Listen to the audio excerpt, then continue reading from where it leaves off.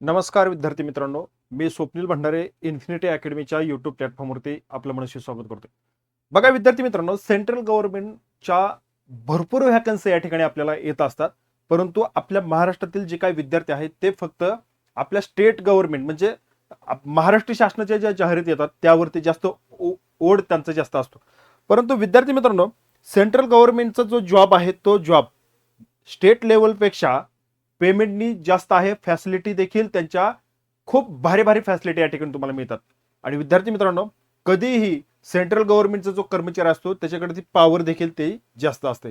तर विद्यार्थी मित्रांनो, मग या RRB NTPC 2026 ची जाहिरात आलेली आहे. त्याबाबत हजारो विद्यार्थ्यांनी फॉर्म भरलेला असेल. त्या जाहिरातीबद्दल आपण जेव्हा जाहिरात आली त्याबद्दल संपूर्ण व्हिडिओ आपण त्या ठिकाणी घेतलेला होता. नुकतीच त्याची या ठिकाणी काल फॉर्म भरण्याची मुदत संपलेली. आता आपण अभ्यासक्रम काय आहे आणि या अभ्यासक्रम पॅटर्न त्यामध्ये परत टॉपिक कोणते कोणते विचारले जातात की वारंवार त्यावरती प्रश्न विचारले जातात त्यावरती अभ्यास करून आपण ते टॉपिक काढलेले आहेत. तुम्ही तेवढे जरी टॉपिक केले तरी तुम्हाला भरघोस मार्क मिळतील आणि तुम्ही यशाजवळ पोहोचाल. याकरता हा व्हिडिओ मी आपल्यासोबत शेअर करत आहे. विद्यार्थी मित्रांनो, चला हा जो काय परीक्षा पॅटर्न आहे तो या ठिकाणी आपण पाहणार आहोत सविस्तर माहितीनुसार. बघा, RRB NTPC चा जो एक्झाम पॅटर्न आहे तो एक्झाम पॅटर्न या ठिकाणी आपण पाहत आहोत. लक्षात ठेवा, परीक्षा असते ती 2 टप्प्यामध्ये होत असते. बघा, RRB NTPC CBT 1 CBT 2. आता CBT 1 मध्ये तुम्हाला जो सिलेबस आहे तो सिलेबस लक्षात घ्यावा. जनरल अवेअरनेस या ठिकाणी तुम्हाला जनरल अवेअरनेस मध्ये 40 क्वेश्चन या ठिकाणी विचारले जातात.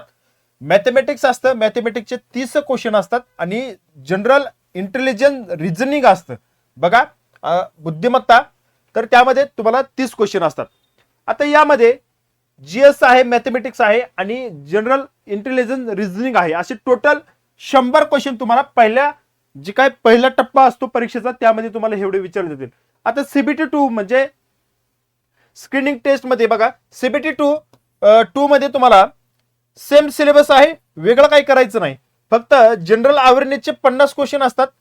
क्वेश्चनची संख्या बदललेली आहे. मॅथमॅटिक्सचे 35 क्वेश्चन असतात आणि रिझनिंगचे तुम्हाला 35 क्वेश्चन, असे 120 क्वेश्चन तुम्हाला या ठिकाणी विचारले जातात. आता विद्यार्थी मित्रांनो, ह्या तुम्हाला 2 टप्प्यातनं गेल्यानंतर तुम्हाला या ठिकाणी तुमचं सिलेक्शन पर्यंत तुम्ही पोहोचताय.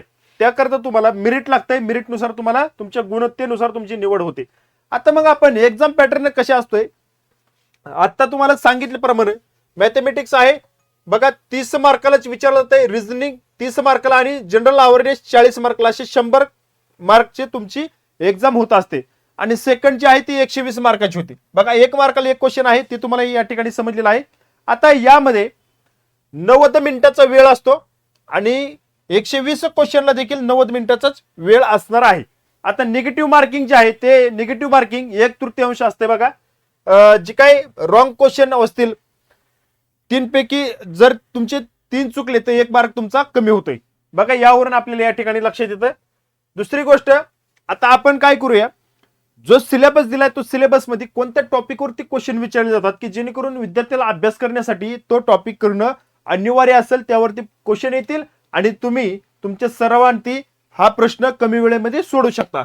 तर बघा, मॅथमॅटिक्स मध्ये तुम्हाला नंबर सिस्टीम आहे, बॉडमस आहे, सिम्प्लिफिकेशन आहे, पर्सेंटेज आहे, टक्केवारी, रेशिओ ऑफ प्रिपरेशन आहे, प्रॉफिट लॉस आहे, नफा तोटा. बघा, सिंपल कंपाऊंड इंटरेस्ट आहे, सरासरी आहे म्हणजेच ऍव्हरेज, टाइम आणि वर्क आहे, वेळ आणि काम.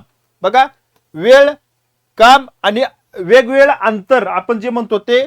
त्यानंतर मेन्सुरेशन आहे, अल्जेब्रा आहे, जिओमेट्री आहे, त्यानंतर ट्रिगोनोमेट्री आहे, स्टॅटिस्टिक आहे, संख्याशास्त्र आणि त्यानंतर पुढे डाटा इंटरप्रिटेशन आहे. बघा, असं मॅथमॅटिक्स मध्ये सगळ्यात महत्त्वाचे हे जे काही टॉपिक आहेत ते तुम्हाला करावे लागतील आणि त्यावरती तुम्हाला त्या परीक्षेमध्ये क्वेश्चन विचारला जाणार.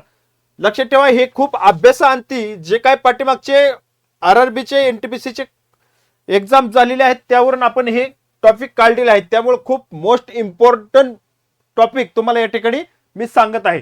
त्यानंतर दुसरा सेक्शन आहे रिझनिंगचा.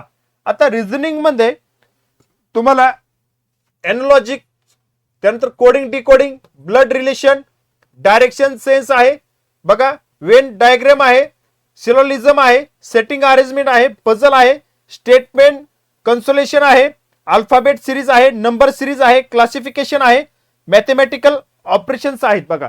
अशा पद्धतीने तुम्हाला रिझनिंग मध्ये हे टॉपिक तुम्हाला महत्वाचे असणार आहेत.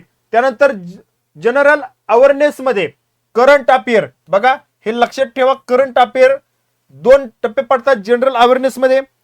त्यामध्ये करंट अफेअर एक येतं आणि बाकीचे जे काही सब्जेक्ट आहेत ते सब्जेक्ट येतात. मग त्यामध्ये इंडियन हिस्ट्री आहे, जिओग्राफी आहे, Indian polity, Indian economy, general science आहे, फिजिक्स, केमिस्ट्री, बायोलॉजी, हे सायन्सच बघा इथपर्यंत. त्यानंतर स्टॅटिस्टिक जीके आहे, आर्ट कल्चर आहे, स्पोर्ट वरती आहेत, बुक्स आणि ॲथर आहेत आणि अवॉर्ड आहेत, इम्पॉर्टंट डे आहेत की त्यावरती तुम्हाला क्वेश्चन विचारतील बघा, दिनविशेष. अशा पद्धतीने तुम्हाला हे 3 सेक्शन आहेत. 3 सेक्शन तुम्हाला 100 मार्क आणि 90 मिनिटाचा वेळ, 100 क्वेश्चन, 100 मार्क आणि 90 मिनिटाच्या वेळेमध्ये तुम्हाला हे कव्हर करायचे आणि यातून मिळालेल्या मार्कवरती तुमचं मेरिट या ठिकाणी लागणार आहे बघा. आता सगळ्यात जास्त वेटेज या ठिकाणी आपल्याला कोणत्या सब्जेक्टला दिलं जातं ते आपण या ठिकाणी बघूया. जनरल अवेअरनेस, आता यामध्ये 2 भाग पडतात बघा, जीएस आणि करंट अफेअर बघा. सगळ्यात महत्वाचं 40 ते 50% वेटेज या ठिकाणी या सेक्शनला असणार आहे. त्यानंतर रिझनिंग आहे, 25 ते 30% वेटेज या ठिकाणी रिझनिंगला दिलंय आणि 20 ते 25% मॅथमॅटिक्सला वेटेज दिलेला आहे. त्यामुळे तुमचा अभ्यास कोणत्या घटकासाठी जास्त वेळ द्यावा लागणार आहे हे तुम्ही यावरून ठरवू शकता. त्यामुळे तुम्हाला अंदाज येईल की आपल्याला मार्क मिळवण्यासाठी हे जे वेटेज या ठिकाणी दिलेलं आहे 40 ते 45%, यावरती तुम्हाला जास्त मार्क मिळणं खूप गरजेचं आहे, कारण जास्त क्वेश्चन या ठिकाणी तुम्हाला यावरती विचारले जातील. हे सगळ्यात महत्वाचं आहे. आणि दिलेल्या टॉपिक वरती तुम्ही प्रामाणिकपणे लक्ष देऊन अभ्यास जर केला आणि याप्रमाणे जर वेटेज दिलं तर तुम्ही क्वालिफाय होऊ शकता आणि RRB मध्ये तुम्हाला चांगला जॉब या ठिकाणी मिळू शकतो. चला विद्यार्थी मित्रांनो, हा अभ्यासक्रम एक्झाम पॅटर्न तुम्हाला समजला असेल अशी मी आशा व्यक्त करतो. तुमचे जर काही क्वेश्चन असतील तर तुम्ही कमेंटमध्ये विचारू शकता. मी त्यावरती पुन्हा एकदा नवीन व्हिडिओ या ठिकाणी घेऊन येईल. तुर्तास या ठिकाणी थांबतो. भेटू पुढील अपडेटमध्ये. धन्यवाद.